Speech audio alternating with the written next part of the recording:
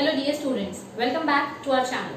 Okay, so today we are going to start with our next topic, that is pollen and pistil interaction. In our last lecture, we had discussed about how outbreeding devices are important for the genetic diversity as well as for the evolution of the species.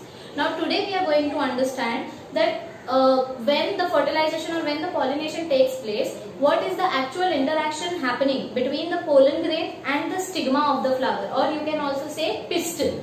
Okay, in our second or third lecture where we had discussed about the typical structure of a flower, there I had told you that pistil is nothing but the stigma of the flower. Okay, alright, let us first try to understand what is the importance of this pollen and pistil interaction and what is it. First of all, before learning the importance, what is it?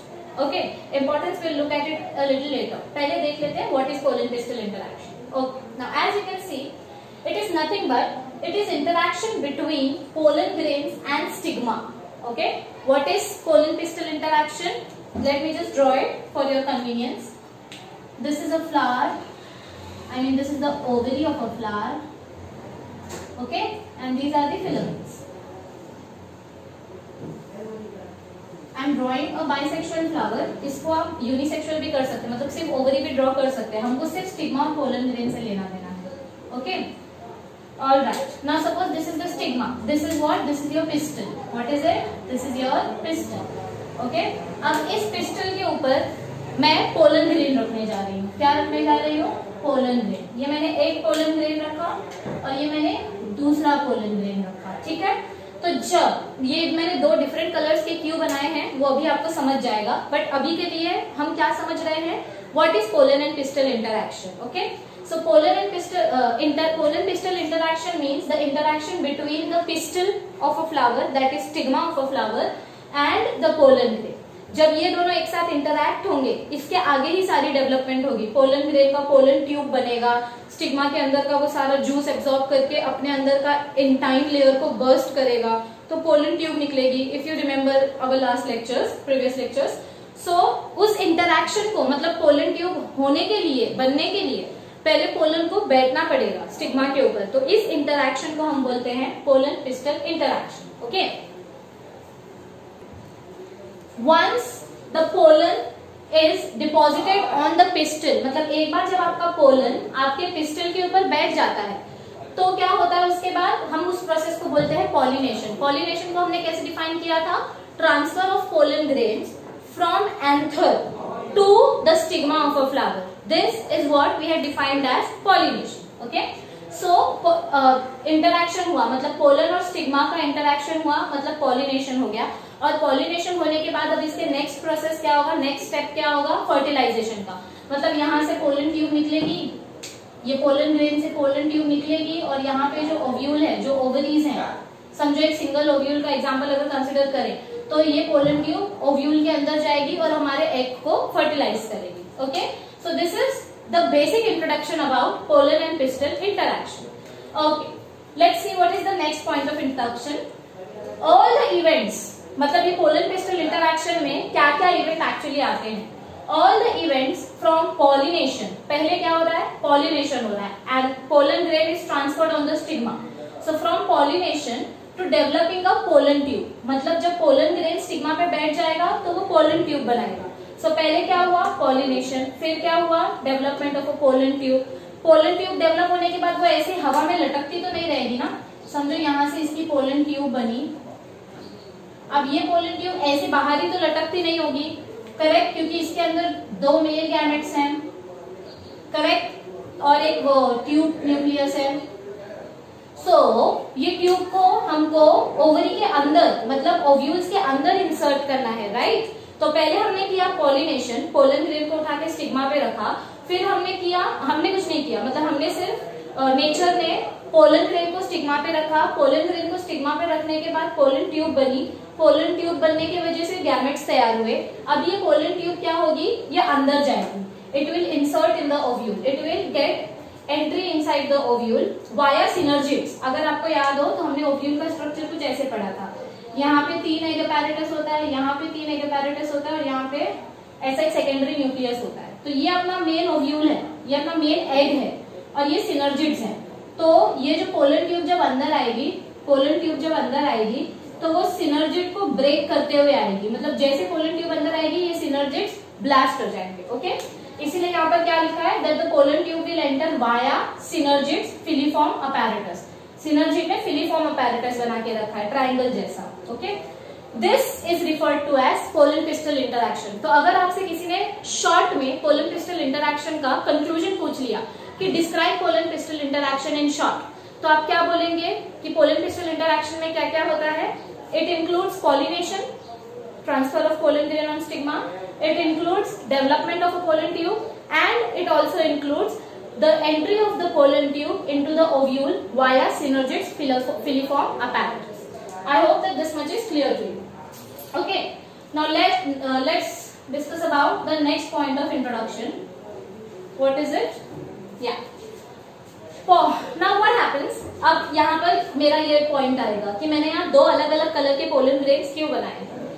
Pollination every time doesn't ensure transfer of right type of pollen grain. मतलब क्या है इसका कि समझो यहाँ पर कोई flower है, समझो ये फिलामेंट्स ही ले लो, ये आपका बाइसेक्शुअल फ्लावर है, इसमें मेल गैमेट्स भी हैं और फीमेल गैमेट भी हैं, तो इसके ही पोलन ग्रेन यहाँ पर आएंगे, इसका 50-50% चांस है। लेकिन बहुत बार क्या होता है कि कहीं और से उड़कर, समझो ये वाला फिलामेंट है और हवा की वजह से, विंड पॉलिनेशन की वजह से इसके पोलन ग्रेन्स भी उड़कर यहाँ पर आ गए, मतलब हमारे फ्लावर के पास उसके खुद का पोलन ग्रेन भी है और किसी और फ्लावर का पोलन ग्रेन भी आया है, क्योंकि फ्लावर हवा को नहीं रोक सकता, वो ऐसा नहीं बोल सकता कि मुझे सिर्फ मेरे ही टाइप का पोलन ग्रेन चाहिए।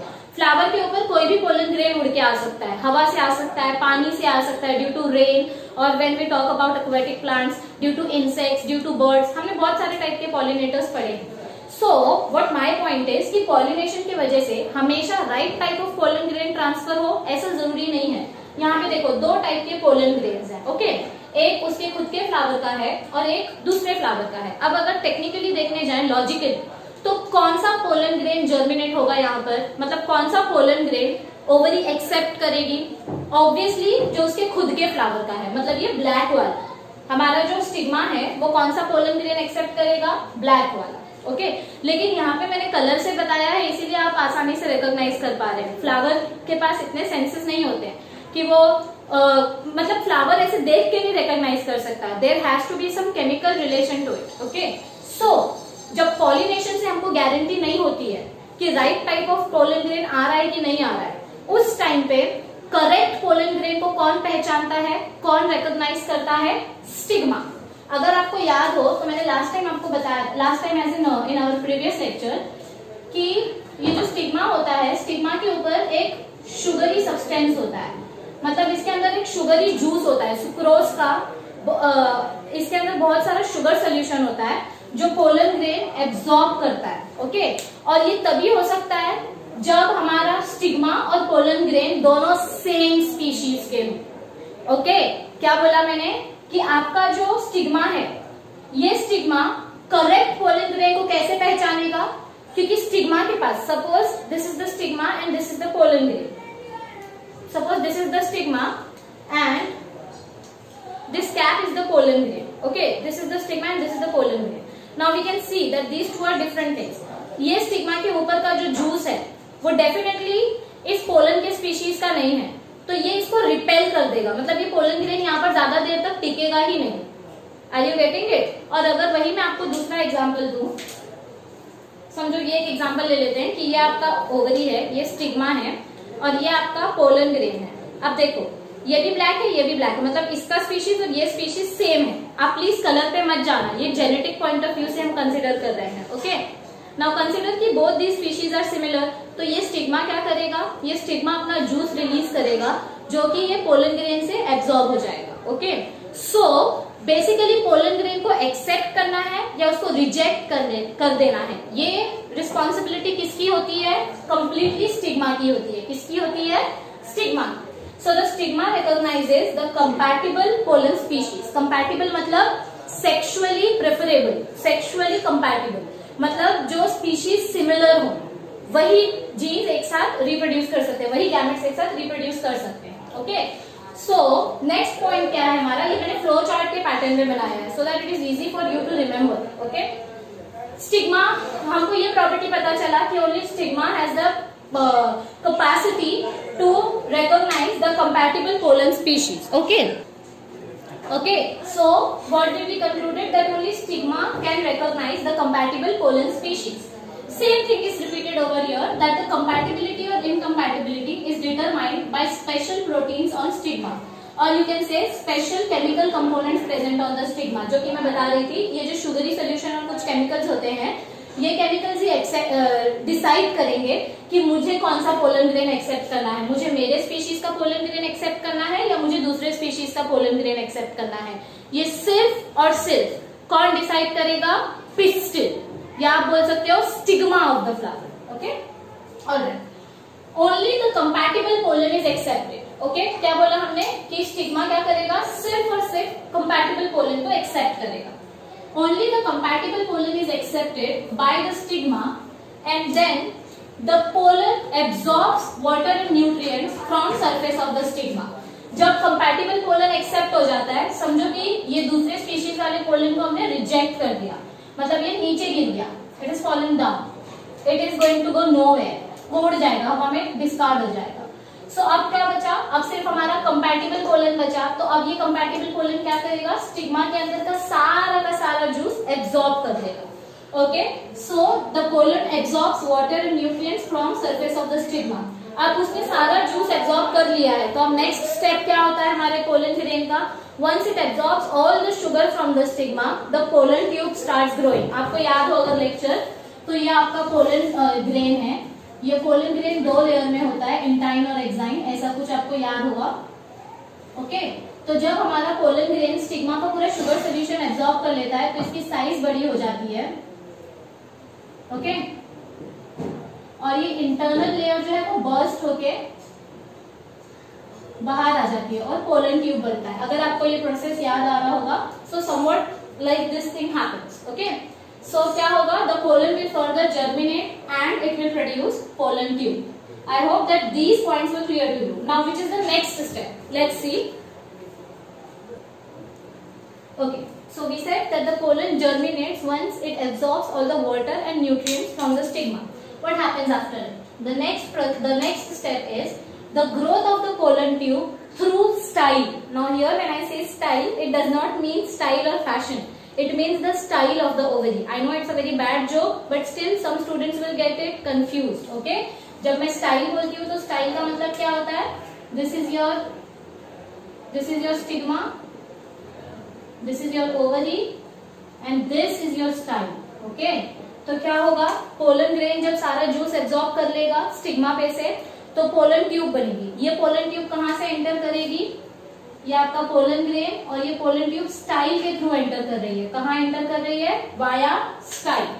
Okay, so that is what our next point is, that the pollen tube which is developed, it will grow through style. Okay, and this is determined by specific chemicals or proteins provided by the stigma, which is not present in the pollen grain, which the pollen grain lacks. What do I mean to say? कि ये आपका ovary है, ये आपका stigma है, this is your ovary and this is the style of the flower. Okay? यहाँ पर pollen grain है, pollen grain जब सारा juice absorb कर लेगा तो pollen tube बनेगी। पोलन ट्यूब कहाँ से अंदर आ रही है, स्टाइल से अंदर आ रही है, स्टाइल के डायरेक्शन से। कहाँ से, कौन से पैसेज से अंदर आ रही है, with the help of the style. So ये पोलन ट्यूब अंदर आने के लिए उसको न्यूट्रिएंट्स किसने दिए, स्टिग्मा ने दिए। जब तक स्टिग्मा का न्यूट्रिएंट पोलन ग्रेन एब्सॉर्ब नहीं करेगा तब तक पोलन ट्यूब नहीं बनेगी। जब तक पोलन ट्यूब नहीं बनेगा तब तक मेल गैमेट ओवरी तक नहीं पहुंचेगा। So it means that the stigma's role is very important to complete sexual reproduction. Okay, the pollen tube is finally pushed through the ovule and it reaches the embryo sac. Pollen tube समझो यहाँ पर हमारा embryo sac है, pollen tube embryo sac तक आ गई। Okay, अब ये embryo sac के अंदर कैसे एंटर करेगी, यहाँ पर जो filiform apparatus है, मतलब अगर मैं सिर्फ embryo sac अगर मैं सिर्फ embryo sac को ड्रॉ करके बताऊं तो ये अपना जो 3 एग apparatus ऊपर, 3 एग apparatus नीचे और 1 सेकेंडरी न्यूक्लियस बीच में, तो अब ये जो पोलन ट्यूब एम्ब्रियो सैक तक आई है, मैं इसी का जूम स्ट्रक्चर बता रही हूँ। ये पोलन ट्यूब कैसे एंटर करेगी? ये पोलन ट्यूब एंटर करेगी, फिलीफॉर्म अपैरेटस कुछ इस तरीके से होता है, यहाँ पे एक सिनर्जिड, यहाँ पे एक सिनर्जिड और बीच में ओव्यूल। ओके, तो ये पोलन ट्यूब कुछ इस तरीके से एंटर करेगी कि ये सिनर्जिड्स को बर्स्ट कर देगी और अपना इसके अंदर जो भी 2 मेल गैमेट्स है और एक ट्यूब न्यूक्लियस है वो यहाँ पर रिलीज कर देगी। तो ये ट्यूब न्यूक्लियस जाएगा, ये ट्यूब न्यूक्लियस छोड़ दो, ट्यूब न्यूक्लियस शायद नहीं एक्टिव होता है। ये जो 2 मेल गैमेट्स हैं, ये इसमें से एक मेल गैमेट हमारे एग को फर्टिलाइज करेगा और एक मेल गैमेट हमारे सेकेंडरी न्यूक्लियस के साथ जाएगा और PEM बनाएगा, primary endosperm nucleus. Okay, so क्या बोला यहाँ पर? Once the pollen tube is finally pushed towards the embryo sac, the ovule, through the ovule it reaches the embryo sac, the tip of the pollen tube, ये pollen tube का tip कहां पर जा रहा है? The tip of the pollen tube enters in one of the synergids and then ruptures to release its contents। मतलब क्या बोला जा रहा है यहाँ पे? समझो ये पोलन ट्यूब है, ये आपका फिलीफॉर्म अपैरेटस है, ये पोलन ट्यूब का जो टिप है ये एक सिनर्जिड को बर्स्ट कर देगा, पूरी तरीके से रप्चर कर देगा और अपने अंदर के गैमेट्स को रिलीज कर देगा। इसके अंदर के जो 2 मेल गैमेट्स थे वो अब रिलीज हो गए हैं, यहाँ पर आ गए हैं, क्योंकि इसने इस सिनर्जिड को बर्स्ट किया और अपना पोलन ट्यूब ओपन कर दिया। जैसे पोलन ट्यूब ओपन हुआ, उसके अंदर के सारे कंपोनेंट, साइटोप्लाज्म, मेल गैमेट्स, जो भी जितना भी कंटेंट था सब बाहर आ गया। Okay, alright, what happens after that? Let's see. Ya, due to the pollen pistil interaction intense competition develops even in compatible pollen grains. क्या होता है यहाँ पर? समझो कि हमारे पोलन ट्यूब ने अपना सारा का सारा कंटेंट बर्स्ट करके एम्ब्रियो सैक में, ओव्यूल के अंदर डाल दिया है। अब होता क्या है? फर्टिलाइजेशन हो जाएगा, वो हम पढ़ेंगे आगे वाले टॉपिक में, डबल फर्टिलाइजेशन में।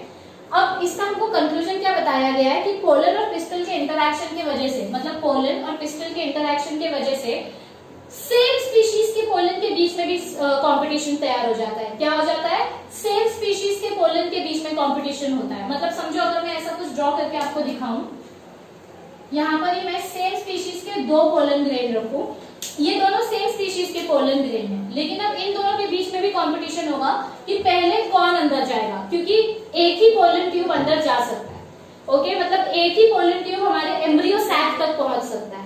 जो पोलन ट्यूब एम्ब्रियो सैक तक पहले पहुंचेगा उसी के गैमेट्स उसके अंदर जाके फर्टिलाइजेशन करेंगे। सो पोलन पिस्टल इंटरैक्शन की वजह से सेम स्पीशीज के बीच में भी क्या हो जाता है? इंटेंस कंपटीशन तैयार हो जाता है। ओके, और यही चीज बहुत ज्यादा इंपॉर्टेंट है, क्योंकि जो सबसे ज्यादा हेल्दी पोलन होगा वो कंपटीशन जीत जाएगा, वो पोलन ट्यूब बनाएगा और फ्लावर को फर्टिलाइज कर देगा, और फ्लावर जब फर्टिलाइज हो जाएगा तो सीड बन जाएगी। इसका मतलब आपका सेक्सुअल रिप्रोडक्शन कंप्लीट हो जाएगा। So the importance of pollen pistil interaction, that it plays very important role, vital role मतलब क्या होता है? Very important role in sexual reproduction and seed formation. So this is the complete introduction and explanation about the pollen pistil interaction. I hope you understood this. Now there is one more point given in your textbook about artificial hybridization. Let's see what is it. Okay. This is one of the very important topic from entrance point of view as well as from research point of view. What is artificial hybridization? सबसे पहले तो hybridization मतलब क्या होता है? Cross breeding या mixing of 2 species artificially. Hybridization means mixing of 2 species. It can be naturally, it can be artificially. So we are going to understand how it takes place artificially, because in last lecture we understood how nature helps in cross breeding. Now today we are going to understand how human do artificial hybridization. Okay, why is it important? What is the main concept of artificial hybridization? Because it gives us diversity. What is the main important point of artificial hybridization? That it gives us diversity and highly evolved species. Okay, so it is one of the major approach in the field of botany or in the field of plant tissue culture, which helps in improving the quality of the crop. Okay, जब आपको crop का yield बढ़ाना होता है, मतलब उसका production बढ़ाना होता है या उसकी क्वालिटी इंप्रूव करनी होती है, उसका क्वांटिटी इंक्रीज करना होता है, तो आप आर्टिफिशियल हाइब्रिडाइजेशन करते हो। This is the importance of artificial hybridization. How to do it? Okay, what happens in artificial hybridization, that only the desired pollen grains, what did I say, that only the desired pollen grains are picked by your hand. आप अपने हाथ से pollen grain लेते हो, okay? और obviously gloves वगैरह पहन कर, नहीं तो आपके हाथ का कोई एंटीजन उस पोलन ग्रेन को कंटेमिनेट कर देगा या बीमार कर देगा. So only the desired pollen grains are hand picked and they are used for fertilization. Okay, मतलब आप हाथ से उठाकर पोलन ग्रेन को स्टिग्मा के ऊपर रखोगे. They are hand pollinated. Okay, we do not depend on nature for this. This is accomplished through emasculation and bagging procedure. Now these two are very important procedures that you need to understand from artificial hybridization point of view. What happens in emasculation? Just have a look at this. Suppose let me draw flower first. Okay, I am drawing a bisexual flower. What am I drawing? A bisexual flower. When I say a bisexual flower, I have to draw both the reproductive organs. Okay, the male organ as well as female reproductive organ. Okay, so this is your female and these are your male. Emasculation मतलब क्या होता है? Emasculation means removal of male reproductive organs from the flower is known as emasculation. मतलब जब आप अपने bisexual flower में से, क्या बोल रही हूं मैं, बाइसेक्सुअल फ्लावर में से जिसमें मेल और फीमेल दोनों हैं, आपको सेम स्पीशीज का फ्लावर नहीं चाहिए या सेम स्पीशीज की वजह से आपको कम क्वालिटी वाला क्रॉप मिल रहा है या कम क्वालिटी वाला सीड मिल रहा है, तो आप क्या करोगे, आप क्रॉस ब्रीडिंग करोगे, आप दूसरे स्पीशीज का पोलन ग्रेन लेके आओगे. लेकिन दूसरे स्पीशीज का पोलन ग्रेन जब लाओगे तो आपको उस टाइम पे कोई रिस्क नहीं लेना है. मालूम पड़ा कि आप यहाँ से दूसरे स्पीशीज का मतलब अपने हाथ से उठा के दूसरे स्पीशीज का पोलन ग्रेन लेकर आए और उसको रख दिया, आपने स्टिग्मा के ऊपर रख दिया, हैंड पॉलिनेट कर दिया.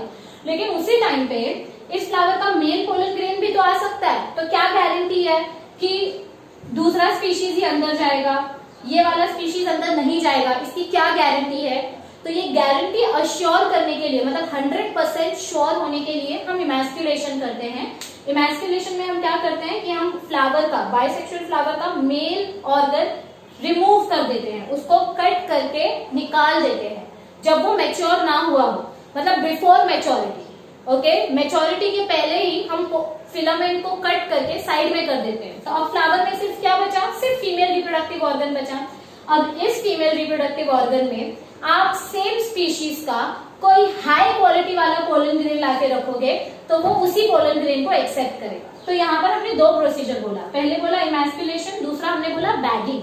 तो इमैस्कुलेशन में हमने क्या किया, ये हमारा फ्लावर है मतलब ओवरी है और ये फिलामेंट्स है. इमैस्कुलेशन में हमने क्या किया, इसको कट करके निकाल दिया. तो अब क्या बचा हमारे पास, सिर्फ हमारे पास फीमेल रिप्रोडक्टिव ऑर्गन बचा. क्या बचा, फीमेल रिप्रोडक्टिव ऑर्गन. मैंने बाहर से हैंड पॉलिनेट किया पोलन ग्रेन, मतलब कोई पर्टिकुलर जो पोलन ग्रेन मुझे चाहिए, जो स्पीशीज का पोलन ग्रेन मुझे ग्रो करना है, मैं वही पोलन ग्रेन उठाकर लाई हूं. मैंने उसको रख दिया स्टिग्मा के ऊपर. ठीक है, यहाँ पर मैंने इस पोलन ग्रेन को स्टिग्मा के ऊपर प्लेस कर दिया. अब मैं क्या करूंगी कि इसको ऐसे ही नहीं छोड़ दूंगी कि आराम से पॉलिनेट होता रहेगा या आराम से जर्मिनेट होता रहेगा. नहीं, I don't trust nature. Okay, so क्योंकि हवा आएगी तो हवा से हो सकता है वापिस से कोई दूसरा पोलन ग्रेन आ जाए और इसको धक्का देके वो दूसरा पोलन ग्रेन बैठ जाए. तो मुझे रिस्क नहीं लेना है और रिस्क अवॉइड करने के लिए मैं एक इसको बैग में टाई कर दूंगी. मतलब यहाँ पर मैं एक पॉलीथीन बैग या कोई भी पर्टिकुलर क्वालिटी वाला, अच्छी क्वालिटी वाला बैग मैं यहाँ पर टाई कर दूंगी. यहाँ से नीचे से थोड़ा सा स्पेसेस छोड़ूंगी ताकि एयर अंदर बाहर हो सके. बाकी फ्लोएम और जाइलम के through it will get it's nutrient, उसका कोई प्रॉब्लम नहीं है. ओके, सो मैं इसके ऊपर एक बैग रैप कर दूंगी. तो अब मुझे क्या होगा, मुझे इससे 100% गारंटी हो जाएगी कि मैंने इसके ऊपर एक कवर लगा दिया है, एक बैग लगा दिया है. तो अब बाहर से कोई भी पोलन ग्रेन नहीं आएगा. जो भी जर्मिनेशन होना होगा, फर्टिलाइजेशन होना होगा, वो इन्हीं दोनों के बीच में होगा. This is artificial hybridization, which is very much in demand in today's world. Okay, I hope that this is clear to you.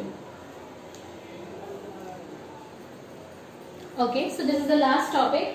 When we say that the pollen tube enters into the ovule and it enters into the embryo sac, there are 3 different ways through which the pollen tube will enter. मतलब जब हम बोलते हैं कि pollen tube अंदर जाएगा, embryo sac के अंदर जाएगा, तो 3 अलग अलग मेथड्स हैं जिनके थ्रू वो अंदर जा सकता है।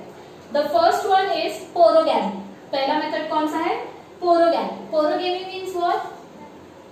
Porogamy means it is going to enter from its traditional way, that is through micropylar end. Okay, just have a look at this diagram first. हमने एनाट्रोपस ओव्यूल का स्ट्रक्चर ड्रॉ किया है, मतलब inverted ovule, chalazal end, antipodals, polar nuclei, egg cell, synergids, pollen tube, integuments. Okay, and this is the embryo sac. Okay, all right. One second, let me just label embryo sac. Embryo sac. Okay, so क्या बोला गया हमको पहले diagram में? क्या दिखाई दे रहा है कि जो पोलन ट्यूब है वो ऊपर से स्टिग्मा से आएगा और कहां से? स्टाइल के थ्रू से अंदर जाएगा और माइक्रोपाइलर एंड से वो एंटर करेगा. सो जब हमारा पोलन ट्यूब माइक्रोपाइलर एंड से एंटर होता है, उस टाइप ऑफ एंट्री को हम क्या बोलते हैं? पोरोगैमी. That it is entering from the micropylar and. When it enters from the chalaza end, मतलब जब स्टिग्मा से पोलन ट्यूब अंदर आएगा और ऊपर से ही अंदर चला जाएगा, मतलब वो नीचे तक आने की मेहनत भी नहीं करेगा, डायरेक्ट एंट्री करेगा, तो उस टाइप के पोलन ट्यूब को या उस टाइप की एंट्री को हम बोलते हैं चलाजोगैमी. चलाजोगैमी क्यों कह रहे हैं हम? Because the pollen tube is entering through chalazal end. Okay, chalazogamy क्यों बोला हमने? Because the pollen tube is entering through chalazal end. And once another method is, first it enters through micropyle, second it enters through chalaza, and third it enters from in between the layers. Integuments के middle layer से वो enter करता है. Okay, see as you can see 2 different pollen tubes, वो आ रहे हैं stigma से ही, लेकिन वो मिडल लेयर से, इंटीग्यूमेंट से वो एंटर कर रहे हैं. ओके, अब यहाँ पर मैंने 2 पोलन ट्यूब क्यों बनाया है? सेम जो कंपटीशन हो रहा होगा ऊपर पोलन ट्यूब के बीच में, समझो दोनों पोलन ग्रेन ने पोलन ट्यूब बना दिया, लेकिन अब जो सबसे पहले पोलन ट्यूब अंदर जाएगा एम्ब्रियो सैक के, वही पोलन ट्यूब का गैमेट्स हमारे एग को फर्टिलाइज करेगा. अंडरस्टूड? एंड जब मिडल लेयर से आपके पोलन ट्यूब इंसर्ट करते हैं या एंट्री करते हैं, तो उसको हम बोलते हैं मीसोगैमी. क्या बोलते हैं? मीसोगैमी. एक बार ये तीनों डायग्राम अच्छे से देख लो, because as my homework you have to draw this diagram. Okay, just have a look at it carefully. Okay, alright. If you have any doubts regarding today's topic, anything or regarding earlier topics that you must have gone through, please feel free to ask your queries. Okay, because I see that sometimes कुछ चीजें समझ में नहीं आती है तो हम ऐसे वो टॉपिक को स्किप कर देते हैं या उड़ा देते हैं. Don't make it an habit. अगर आप लॉन्गर रन के लिए बायोलॉजी को अपने अंदर एकदम एब्जॉर्ब करके रखना चाहते हो, तो अपने डाउट्स को क्लियर करो. Because according to me biology can not be memorized. Biology को आप याद नहीं कर सकते, you can understand it. Okay, and not only biology, it's the same for physics and chemistry. Okay, आपको उसको समझना पड़ेगा, आप उसको रट्टा नहीं मार सकते. सो जब भी आपको कोई क्वेरी हो, please feel free to ask your queries in our comment section. And if you have understood our today's lecture, then do not forget to comment your experience in the comment section. Please like, comment and share our channel and subscribe to it if you haven't yet. Okay? Thank you. See you soon.